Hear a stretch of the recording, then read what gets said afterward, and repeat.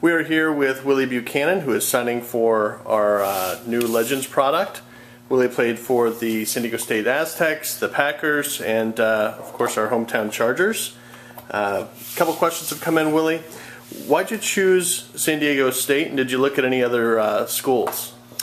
Yes, I had a choice between San Diego State and University of Southern California. I was a wide receiver, and USC didn't throw the ball that much, and they ran the ball. There was some running back by the name of O.J. Simpson or something like that up there. And so there was a quarterback down at San Diego State by the name of Brian Sipe.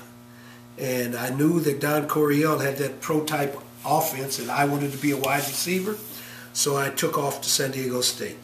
That's great. Now the Aztecs have had some tough times, but seems to be like they're heading in the right direction for their football program. What do you think about where they're at now and where they're going? I think they're doing fine right where they are. They make little mistakes, you know, which an up-and-coming team does. They just have to pull together and decide that they can compete with teams. And then if they figure that out then and get some more skilled linemen, offense and defense, they're just going to bulk up on the line because they always get the wide receivers, defensive backs, and quarterbacks. They just got to get the linemen together, and then they're going to be a competitive team. Right. Now, the one thing that they do have going in the right direction is their basketball program. Did you get to go out and see any of the games last year? Oh, I saw a few of the games, yes, and you're right. Fisher's doing an excellent job down there with the basketball program, and that's where the football program is actually headed. So, as you know, I mean, they won their bowl game, and then San Diego State turned around and had that great run in basketball playoffs. So, you know, with that in mind, you know, San Diego State athletics are coming back to where it should be. Now, when you made the jump from college to the pros, obviously everyone says that's such a huge transition. What was the biggest thing that you noticed was different between the pro game and the college game? Well, all I had to do was change uniforms because Don Coryell taught the people a pro-type offense, and I had a defensive back coach by the name of Ernie Zampese. He taught me everything that I needed to know about playing bump and run, and I was a one-on-one person, so the transition was not hard at all because I was a bump and run type player, so it was great. Awesome. Now, you were the Defensive Rookie of the Year. What did that mean to you to win that award?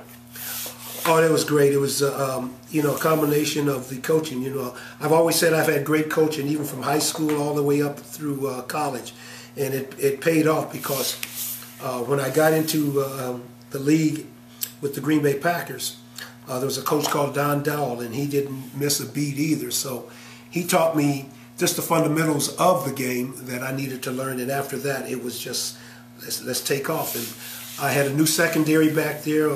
Al Matthews was the safety. Jim Hill, who's a big announcer up in Los Angeles, was my free safety, and there was an all-pro corner named Kenny Ellis.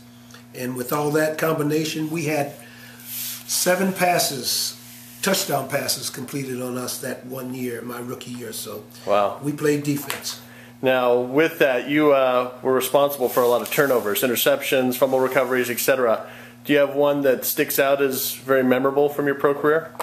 Well, interceptions, yes. The most memorable one is when I was playing for the Green Bay Packers, and we ended up playing the San Diego Chargers. I hadn't been back to San Diego in 7 years. 104 degrees on the field. September the 24th, 1978. Wow. I got 4 interceptions, tied an NFL record, returned 1 for 77 yards, and we beat the Chargers. Bad.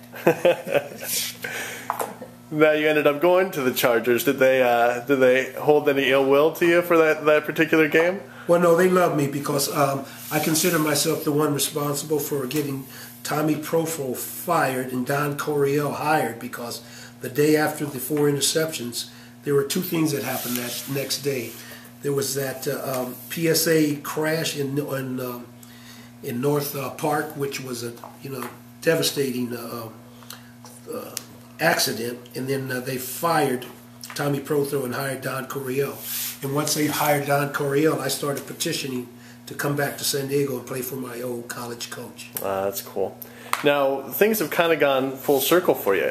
You were able to see your son go on and have some success in college and win a couple national championships. What was that like? Oh, that was great. It's great to watch your son kind of pick up the old torch and things like that. I never really wanted to push him into football. I wanted him to do whatever he wanted to do as far as sports was concerned. But, he loved playing football. But, that was a great run at USC, with the Matt Liners and the Reggie Bushes up there playing football, and with that in mind, that championship, all the championships that they won up there, it was just, it was great. But I more so liked the band than the football. So I think USC has the best band in the world. Love it. Thanks so much, Willie.